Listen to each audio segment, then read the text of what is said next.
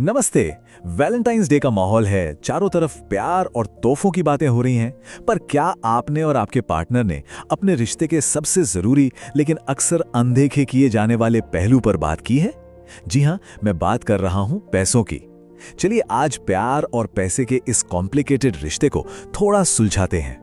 देखिए, हर रिश्ते के ना दो बहुत अहम पहलू होते हैं। एक है प्यार और दूसरा है पैसा। अब प्यार अपनी जगह बिल्कुल ठीक है, लेकिन घर रोमांस से नहीं बल्कि फाइनेंस से चलता है। और आपको जानकर शायद हैरानी होगी कि दुनिया भर में ब्रेकअप और तलाक का सबसे बड़ा कारण कोई अफेयर नहीं बल्कि पैसों को लेकर होने वाले झगड़े होते हैं। तो आज हम जो बात करने वाले हैं ना, वो हर कपल के लिए जरूरी है।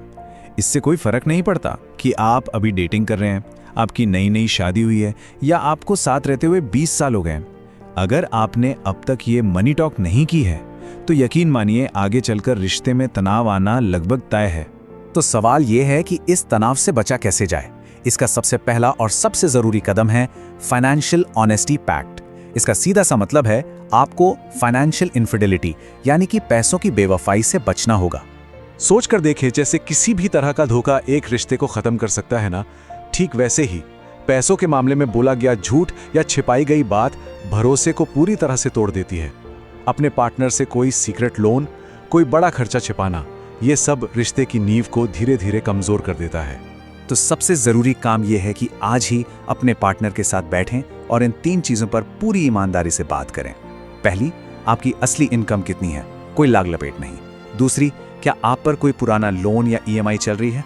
और तीसरी, और ये बहुत जरूरी है, आपकी खर्च करने की आदतें कैसी हैं। क्या आप एक सेवर हैं जो हर रुपया बचाता है या एक स्पेंडर जिसे खर्च करना पसंद है। ये ट्रांसपेरेंसी ही एक मजबूत रिश्ते की असली चाबी है। अच्छा, ईमानदारी तो हो गई। अब आता है वो सवाल जो हर कपल के मन में होता है कि भाई बैंक अकाउंट जॉइंट होना चाहिए या अलग अलग। इसका एक बहुत ही प्रैक्टिकल और कारगर समाधान है, yours, mine and hours method. इसे हाइब्रिड मॉडल भी कहते हैं। सुनने में थोड़ा फैंसी लग सकता है, पर इसका फॉर्मूला बहुत ही सरल है।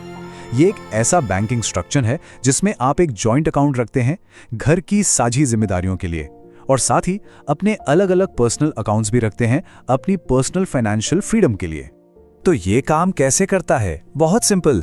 आप दोनों एक जॉइंट अकाउंट खुलवाएं और तय करें कि आप दोनों अपनी सैलरी का एक फिक्स्ड हिस्सा, मान लीजिए 60%, हर महीने इस अकाउंट में डालेंगे। फिर इस जॉइंट अकाउंट से घर का किराया, बिजली पानी के बिल और ग्रोसरी जैसे सारे साझे खर्चे पूरे होंगे। और इसका सबसे बढ़िया हिस्सा, जो बाकी का 40% पैसा आपके पर्सनल अकाउंट में बचा है, वो पूरी तरह से आपका है। उस पैसे से आप कुछ भी खरीदें, चाहे वो लेटेस्ट गैजेट हो या कोई महंगी ड्रेस, आपका पार्टनर आपसे कोई सवाल नहीं पूछेगा। है ना बढ़िया? इससे जिम्मेदारी भी पूरी होती है और आजादी भी बनी रहती है। ठीक है, तो जॉइंट अकाउंट तो बना लिया, लेकिन उसमें पैसे कैसे डालें? क्या हर चीज को 50-50 बांटना सही है?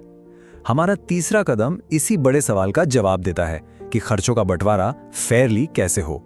जरा इस सिचुएशन के बारे में सोचिए। मान लीजिए एक पार्टनर की सैलरी 1 लाख रुपए है और दूसरे की 50,000 रुपए। अब अगर आप घर के खर्चों को आधा आधा बांटेंगे तो ये कम कमाने वाले पार्टनर के लिए बिल्कुल भी फेयर नहीं होगा। उस पर बहुत ज्यादा फाइनेंशियल बोझ पड़ेगा। तो इसका स्मार्ट सोल्यूशन है प्रोपोर्शनल स्प्लिट। मतलब जिसकी सैलरी जितनी है वो उसी अनुपात में खर्चों में हिस्सा देगा। जैसे इस केस में जिसकी सैलरी ज्यादा है वो खर्चों का 65% हिस्सा दे सकता है और दूसरा पार्टनर 35%। ये तरीका बहुत प्रैक्टिकल है और इससे रिश्ते में पैसे को लेकर कड़वाहट नहीं आती।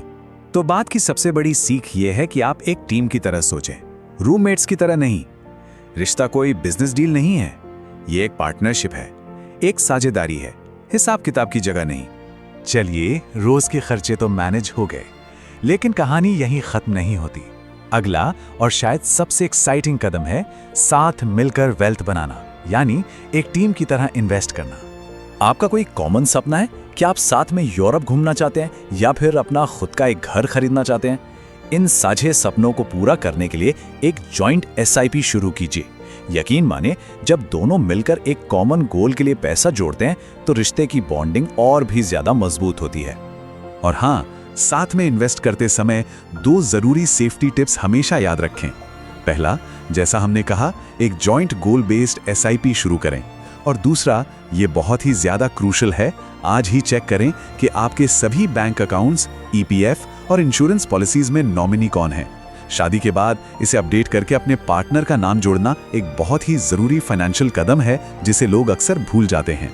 एक बात हमेशा याद रखिएगा, मनी मैनेजमेंट का मतलब कंजूसी करना या एक दूसरे पर पाबंदी लगाना नहीं है। इसका असली मकसद है मन की शांति हासिल करना। और जब पैसे का स्ट्रेस नहीं होता ना, तभी जिंदगी में रोमांस के लिए जगह बनती है।